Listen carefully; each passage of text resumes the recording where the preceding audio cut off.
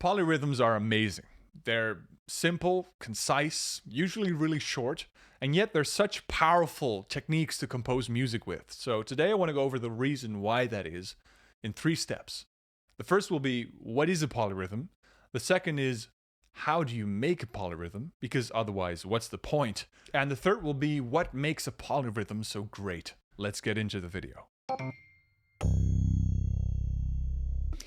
So what is a polyrhythm?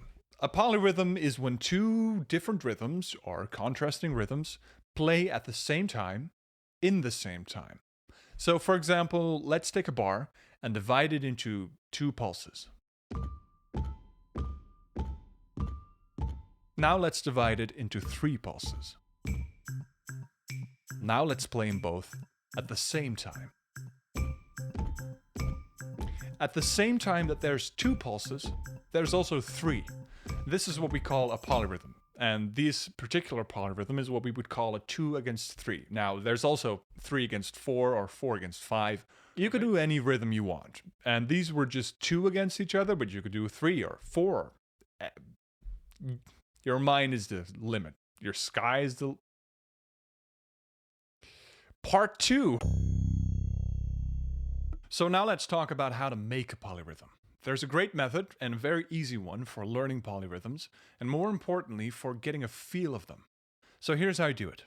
Let's take a piece of paper and our 2 against 3 polyrhythm, and we're going to write that down in the following way. We'll make 2 rows of 3s. So we'll write down 1, 2, 3, and then again 1, 2, 3. 2 rows of 3s. This is kind of like our musical grid. Now what we're going to be doing is take our 2 rhythms, which have 2 sets of accents, and we're going to place those on this grid. So the first accent we'll place is all the 1s. So I'm going ahead and circling that. 1, 1. And now if we count that, it goes something like this. 1, 2, 3, 1, 2, 3, 1, 2, 3, 1, 2, 3, 1. So we put an accent on every first note, but you could also say every 3 notes you play an accent. So let's go over to our second rhythm and say that there has to be an accent every 2 notes. So we'll put an accent on 1, count 2, put an accent on this 3, count 2, and then another accent on this 2. So here we go. 1, 2, 3, 1, 2, 3, 1, 2, 3, 1, 2, 3, 1, 3, 2, 1, 3, 2, 1. And now at the same time,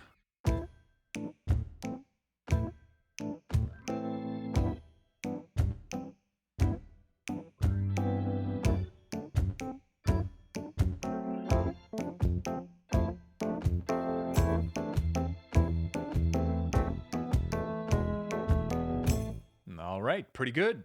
So let's do one more, just to be sure, and let's do 3 against 4. So we know how to start here. We'll make 3 rows of 4 numbers. So let's go. 1, 2, 3, 4. 1, 2, 3, 4. 1, 2, 3, 4. Right. And now what we're going to do is put 1 accent every 4 notes. So that would be 1, 2, 3, 4. 1, 2, 3, 4.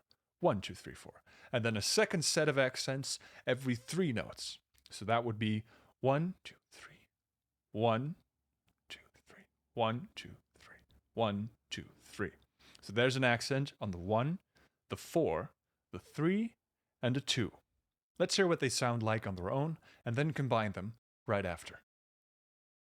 1, 2, 3, 4. 1, 2, 3, 4. 1, 2, 3, 4. 1, 2, 3, 4. 1, 2, 3, 4. 1, 2, 3, 4. 1, 2, 3, 1, 2, 3. 1, 2, 3, 1, 2, 3. 1, 2, 3, 4. 1, 2, 3, 4. 1, 2, 3, 4.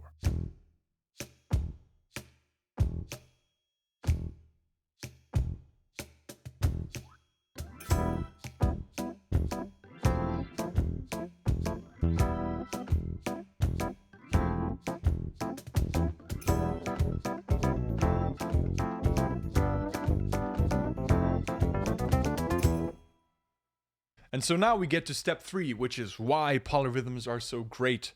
And it's for one simple reason.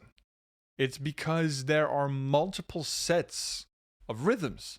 There are different rhythms at the same time.